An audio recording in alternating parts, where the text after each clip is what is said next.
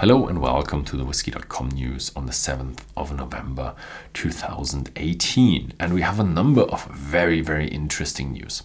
First of all, we do have a new independent bottler in Scotland. The guy who founded the company is not so new to the business. He worked 24 years for Ian McCallum, so he does have a lot of experience, and now he did his own company, the House of McCallum. His first series is The Art of the Whiskey, and will have some special whiskies, and they are already available in Germany. Hopefully they are also available on the international market. Next up, we have a new icon. The Smokehead Sherry Bomb is ready to be deployed.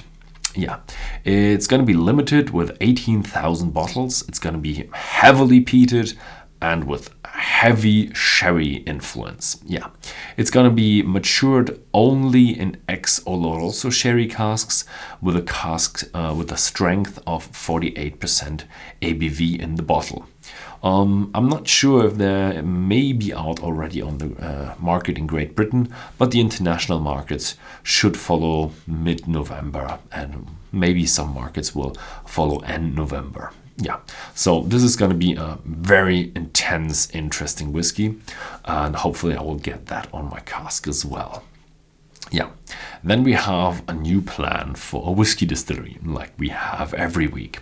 This time it's something special, because it's going to be called Saxa Vord, and it is going to be on the Shetland Islands. For everybody who doesn't know where the Shetland Islands are, you have the island of Great Britain. North of Great Britain you have the Orkney Islands, and north of that, quite a distance, you have the Shetland Islands in the middle of the Northern Atlantic. So it's very far away, and it's going to be a remote distillery. The only thing that is missing for this distillery is investors. They are missing a bit of money. They want to raise 4.5 million British pounds to get the distillery started. So if you're an international investor who has too much money, then get in contact with these guys. They want to do a really great distillery, and it's going to be the most northern distillery in the whole Scotland region. Next up we have Johnnie Walker. They are presenting a new collector's whiskey. It's going to be 28 years old, and it's going to be called Midnight Blend in a very luxurious decanter. It's going to be limited to 3,888 bottles. As I said, 20 years of age, 42.8% ABV, that's around 95 proof. And it's not quite sure which markets are being served, but I guess it's going to be US and UK, as they are the core markets. And then we have kind of a conspiracy theory, because the Illuminati are entering the market of whiskey. It's going to be an anonymous group of whiskey experts who want to get together and release single malt casks under an Illuminati brand. Not quite sure who it's going to be and what they're going to release, but it's going to be expensive, and it's hopefully going to be high quality. So as the Illuminati or conspiracy theory, we don't know much about it, but I'll keep you posted if I find out more about this. Then we have go down to England, and we have the Copper King Distillery is starting their distillation.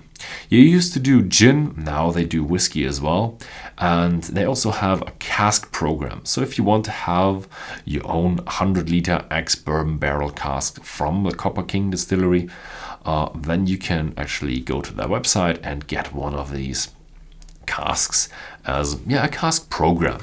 It's going to be stored on their site, and later you can actually fill it and then have your own Copper King whiskey.